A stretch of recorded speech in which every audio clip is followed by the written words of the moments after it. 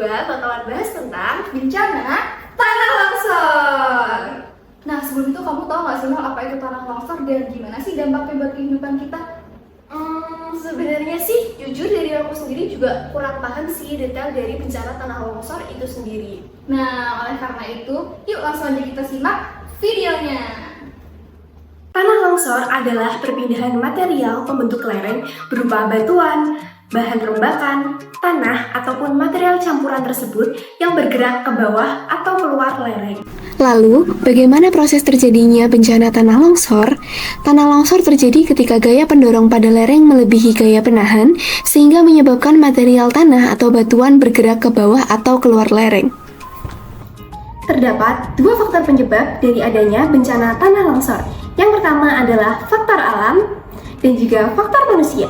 Untuk faktor alamnya sendiri, yang pertama adalah curah hujan yang tinggi, lereng yang curam, jenis tanah dan juga batuan yang mudah lapuk ataupun erosi. Kemudian yang keempat adalah getaran yang disebabkan oleh gempa bumi maupun aktivitas vulkanik.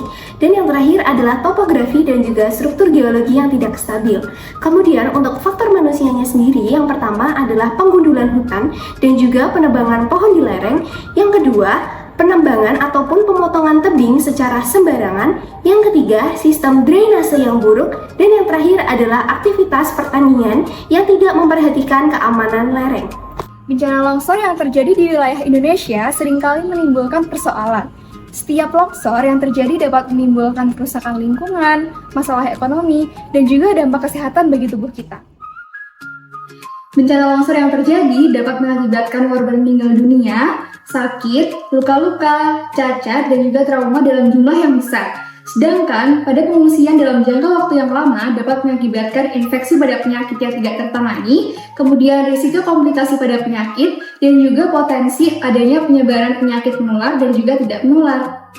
Kemudian, dampak sosial yang dapat terjadi akibat bencana tanah longsor yaitu kehilangan tempat tinggal dan juga kehilangan dokumen-dokumen pribadi seperti surat tanah, kartu keluarga, dan juga surat-surat penting lainnya. Selain itu, korban juga dapat kehilangan infrastruktur yang dapat menyebabkan korban kehilangan pekerjaannya dan menyebabkan masalah pada ekonominya. Mitigasi tanah longsor. Apa yang bisa kita lakukan untuk mencegahnya? 1. Hindari membuat sawah di atas lereng. Permukaan lereng akan penuh dengan air sehingga tanah rentan untuk bergeser. 2. Tidak membangun rumah di bawah tebing. Mendirikan bangunan di bawah tebing memiliki ancaman lebih besar terkena longsor. 3. Hindari menebang pohon di sekitar lereng. Akar-akar dari pohon dapat membantu tanah untuk tidak mudah longsor. 4. Tidak mendirikan bangunan di sekitar sungai. Semakin tinggi jarak antara bibir tebing terhadap sungai, akan semakin besar peluang terjadinya longsor. 5. Membuat terasering. Sawah dengan sistem bertingkat akan memperlambat aliran permukaan ketika hujan.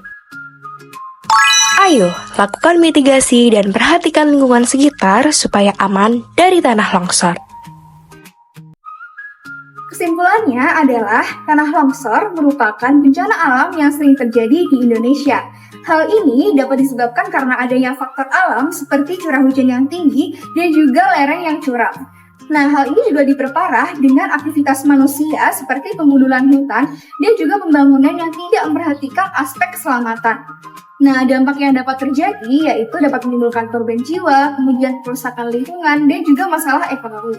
Oleh karena itu, diperlukan upaya mitigasi yang terencana dan juga partisipasi aktif masyarakat untuk mengurangi dampak dan risiko terjadinya bencana tanah longsor pada masa yang akan datang.